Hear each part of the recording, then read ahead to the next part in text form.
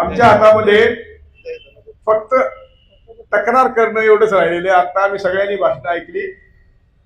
मी असं म्हणतो की आम्ही आज अशी प्रतिज्ञा घेणार आहोत की आम्ही इथून पुढे येणाऱ्या सगळ्या निवडणुकांमध्ये फक्त आणि फक्त पेपर बॅलेटवर मतदान करणार, अहिंसेच्या मार्गाने घटनेच्या चौकटीत आंदोलन करणार।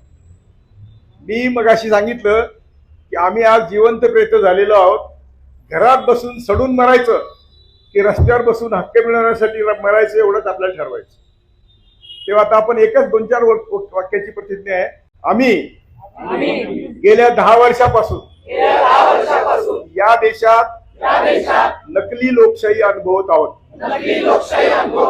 संविधानाला हात न लावता त्यांनी संविधान संपूर्ण मोडीत काढलेलं आहे।